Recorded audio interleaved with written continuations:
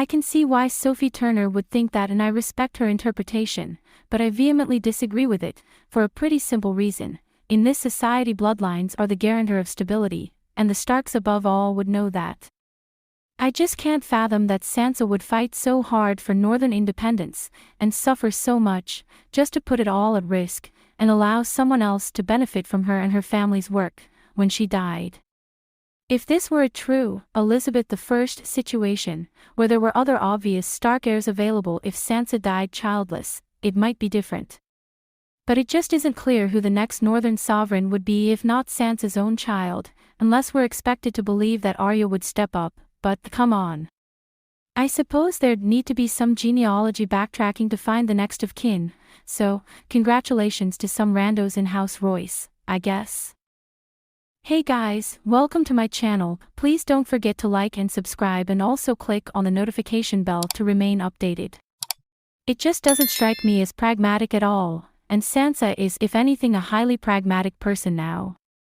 It seems empowering and romantic and whatnot to dream of her being her own woman, which I think is at the root of Turner's interpretation, not answering to anyone, but she can still be that if she marries and has children. Even Nymeria, the quintessential queen regnant in Westerosi history, married multiple times and had several children. It's just what you do in this type of society, and it means that the North has stability when Sansa's gone. It's also, bear in mind, what she'd be expected to do if she were a man. I think Sansa's experiences have shown her the danger of relying too much on any one single person's influence in his or her lifetime. Look at what happened to Dany. Even in Robert's case, the country went to hell because he didn't have an obvious legitimate heir. Sansa saw a civil war fought over a succession crisis, her father and in turn her mother and brothers died over it. She saw Dany sweep in as an entity unto herself, whose legacy turned to nothing almost literally as soon as she was dead. Would Sansa want that, a civil war and political turmoil and a disintegrating legacy, to follow her death? I can't see how. I also get that we're supposed to believe that Westeros is ready for democracy, but it's not, folks. It's not.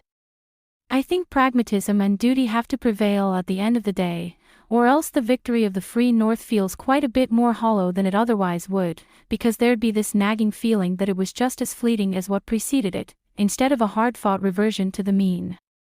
When Tyrion proposes Bran as their king, Sansa is the first one to respond. And she says, Bran has no interest in ruling, and he cannot father children. She believes that lineage is important to be a ruler, and that the crown is inherited for the regime to be stable. Later on, all the lords vote on Bran being the king. Despite the chosen king being her brother, Sansa says, I love you, little brother. I always have, and you will be a good king. But tens of thousands of Northmen fell in the Great War defending all of Westeros. And those who survived have seen too much and fought too hard ever to kneel again. The North will remain an independent kingdom as it was for thousands of years. Sansa intends for the North to be an independent kingdom, possibly for thousands of years into the future. And she has no intention to make the North democratic where the lords of minor houses vote for their king/queen. She knows that if she does not father children, her lineage will perish, creating a power vacuum. This vacuum will be an appropriate time for the Sixth Kingdom to attack and annex the North. Or, the smaller houses to fight each other and break the North apart. Sansa doesn't want that. She wants the North to be a single independent kingdom for eternity. For that to happen, she has to give birth to a legitimate child. What Turner probably means is that Sansa has seen way too much and accomplished way too much to kneel to somebody else as her husband. And mother his child as she used to dream as a child. She will not do that for sure. She will marry in her terms, and mother an heir in her terms. I would say Sophie Turner at this point knows about as much about Sansa's future as we do. Sure, she played the character and has some insights in how she was directed to do things. But she also has said she hasn't read much of the books. Given that, there is a whole lot of insight she doesn't have. There is another side of this too. Sansa herself, Book Sansa, wants a family. She dreams about having sons named after her brothers and even a daughter named Arya.